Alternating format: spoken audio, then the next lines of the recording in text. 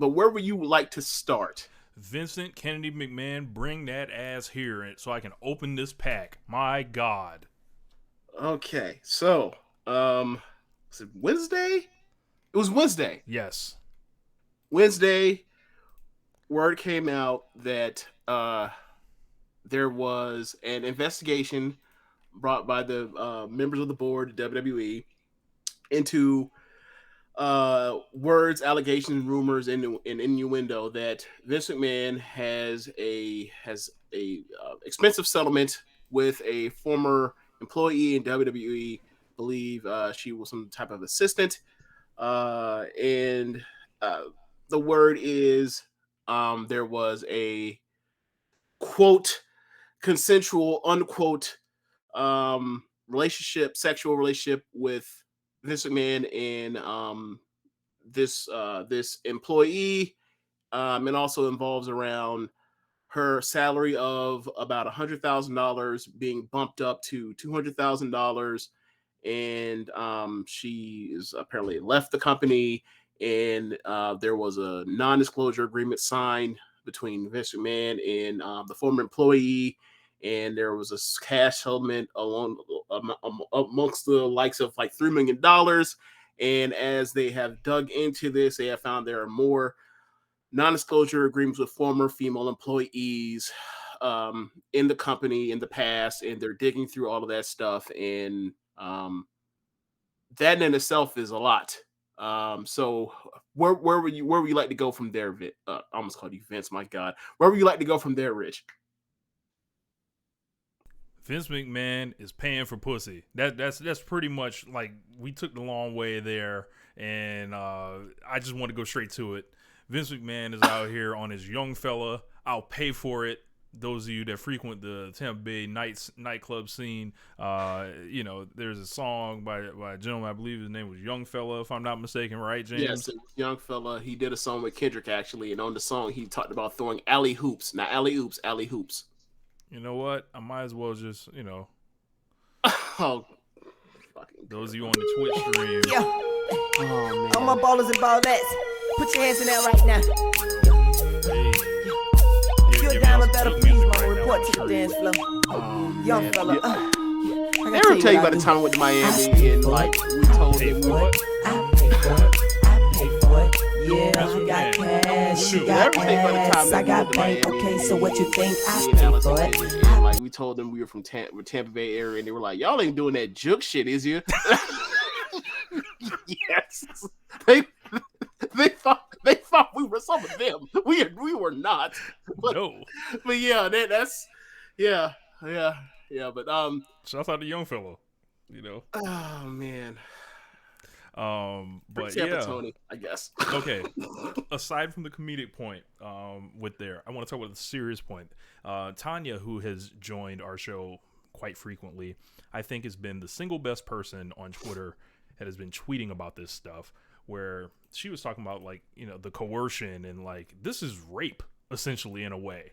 The damn sure ain't consensual. It damn sure ain't traditionally consensual. Like, yes, she agreed to this, but like, maybe she doesn't agree with this if it's not the most like if it's not a fucking billionaire, Correct. if it's not her boss. Yeah, and it's like it's absolutely disgusting. Like playing the power dynamic, obviously Right. from the employees, the passing of back and forth between McMahon and John Laurinaitis, and saying being passed like toys. These boys are the tag team champions here. We thought the famous tag team wrestler in the Laurinaitis family was his brother in the Road Warriors. Apparently not. It is John Laurinaitis and Vince McMahon. Who knew? Like, it made me Google up like the PJ Hairston, Eric Gordon story where like, you know, top receiver in NFL, NBA young player, they meet up somewhere and they just exchange car keys to their, 6-digit vehicles and they just drive off. It was like that's what it made me think of, like hearing this story about Vince McMahon and Laurinaitis. Is like, yo, like, what is wrong with y'all? And it makes you like the funny thing out of Fallout. People were shocked of learning about this, this whole thing with Vince. They're like, "Isn't he married to Linda McMahon?" I'm like, if you guys didn't wash Vince McMahon's balls so hard for doing that interview with Pat McAfee and the wrestling media, the dopes that were tweeting along with it, just say, "Oh, it just humanized Vince." It just, all that, you would have picked up in the interview. This man was talking about my wife at the time, and you might have been able to crack something open there, but no, you were falling to your knees and bowing at the altar of the McMahon or Vince McMahon, just like the idiots that did so on SmackDown and on Raw earlier this evening. Yeah. This man, like, from there, that's one part of the story. Obviously, there's $3 million, NDAs involved. People think there's there's great conspiracies out there right now. Nick Khan's knocking people off. Stephanie McMahon has been reinserted as the interim CEO now. That came down like a couple days later. Vince McMahon still remains in control of creative, so that shows you how much of a sham this entire thing is. This is a play that they've run before, and shout out to Stephanie. I guess, all the, the time, I guess I didn't get it right with the politics, but, I guess the time with the family, she had enough. Like, either she was sick of them kids or Hunter, or, it was good enough for her. Those 2 weeks really refreshed her and, and gave her, just another zest for life, and, they buried her on the way out in the Business Journal or whatever the hell it was called. And ironically, she's back here in the puppet role. Yeah, everybody knows Vince is still in charge. Come on, man. Yeah.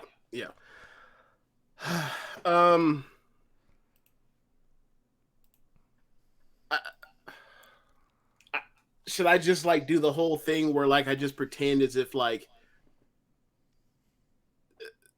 we will handle this appropriately and like we will never see this man again after the conclusion of this, or am I just gonna be like, or should I just go straight to the cynical, like nothing's gonna change because this is a fucked up world? Should I just go straight to that? I mean, is that like that? Is that's how we normally do racism, right? Yeah. Don't come to One Nation Radio looking for hope, everybody. Yeah. Like I am not just gonna write this off as like it's not gonna happen that he gets moved out of the chair outside of him dying in the chair, but if this don't, he's just gonna die in the chair. A lot of people have gone down for less. Yeah. This is flat out disgusting when you look at it from just about any angle. Like he should be gone. Any other place outside of fucking pro wrestling or the few other like slime places or whatever else industries, he'd be out of there. He'd be gone, and or he would have been gone by now, right? Like you don't survive like the massage parlor story from almost 15, 20 years ago.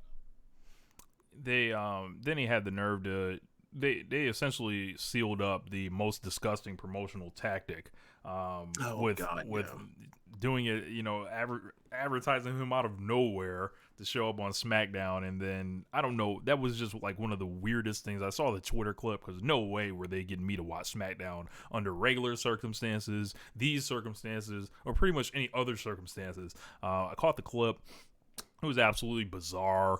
Vince looks like he's about to drop dead in the ring. He looks old as dirt at this point. But this guy shows up, talks about this then, now, forever stuff, and together the crowd's falling all over themselves to cheer this man. And it was just like, this is Trumpian.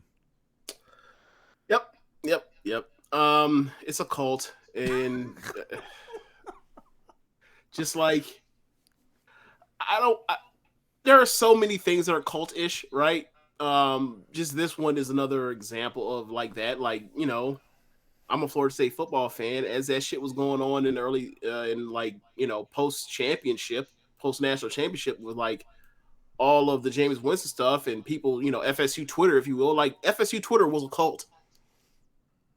That was a cult. I'm not going to pretend like it wasn't just because I am a Florida State football fan. Like, but that shit was disgraceful. And like I think it was Sam in one of the threads, basically like the LOP ish type of thread that we have. And he was like, he asked like, how do you think the reaction is going to be? And I was like, oh, it's going to get cheered. They're probably going to bow to him. And sure enough, they cheered and they bowed. And I was like, yeah, that's what I expect.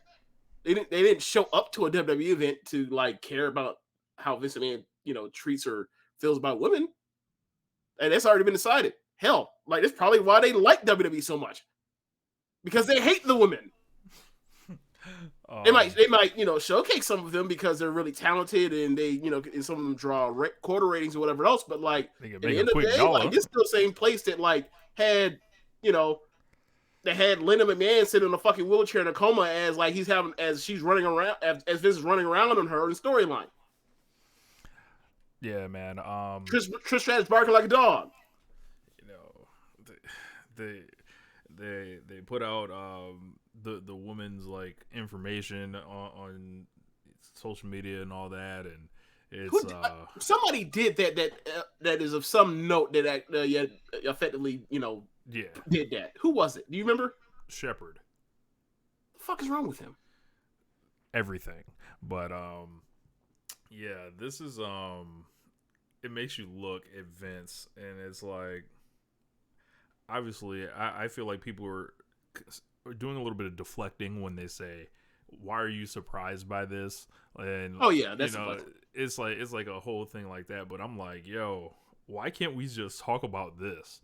Like fuck the surprise that's about it. It's like, this is disgusting. Like it is horrible, bro. Like this is just the highest level of just like, I can't. I don't even know what to say. It's just like, I think you were talking about how after Ember Moon talked about how Laurinaitis was or not Laurinaitis, but basically like people were more or less like telling the NXT 2.0 women how to dress without saying it, dress more provocatively. And you were saying like, yeah, like the corporate mandated sexiness makes it all less sexy. And like, I gotta say, like all the talk about the alpha male stuff that Vince McMahon has done built himself on for the past 40 years almost, including the Miss McMahon stuff, like the genetic jackhammer shit, is like, bro, you pay for all that? Really? That's really okay, Mark. Like John, a literal John. Literal Johns. John Laurinaitis and Vincent John McMahon. Look, that man's name is Kennedy, so will we know John Kennedy? There you go. Yeah. So, yeah, absolutely disgusting. I hope Vince like gets thrown out. It probably won't happen, but yeah, chaos around World Wrestling Entertainment. Who knew? Yeah, like I know people have been petty over the last couple weeks, but like, fuck it. Like, I love her, so it doesn't really matter one way or the other. But like, Becky Lynch, this is the place. Bring it back to the light. More or less, like this is the place you want to be for women's wrestling and all that kind of stuff. And it's like, okay, so where do you turn to now? Like, Sasha and Naomi said, "Hey, man, hold these belts. We've getting the fuck out of here." They got Becky out here doing the 24/7 chase thing with Dana Brooke a couple weeks ago. And she looks ridiculous. Rhea is apparently missing her match with Bianca, so in place they put Carmella, who like 11 months ago they put her out there at SummerSlam to as a come down between like telling you that the Sasha Banks Bianca 2 match has been pulled, but we're going to give you Becky Lynch a surprise to get you to go down and come up the roller coaster. And now like it's in real life, and you're really going to get Carmella. Like these women's titles that Sasha and Naomi put on that table, they're gonna stay on that fucking table apparently, because I never heard anything about to be determined how they're gonna be put back into use. For all they're effectively defunct. We may never see them shits again, and it's a shame because like those are some of the best looking belts they've ever had. Ronda Rousey is out here getting ethered by Natalya of all people after Indeed. Ronda Rousey pointed out, hey, you and your sister's thing is creepy. You're doing an incest gimmick, and then she still lost. That should be impossible. Yeah, it should be, and it is Natalia, who's not some great promo. This is purely Twitter fingers. So like, hey, it's been a good run. But it's time to start talking about women's wrestling in WWE and where they're going wrong and failing and dropping the ball. And we can start with Sasha Banks.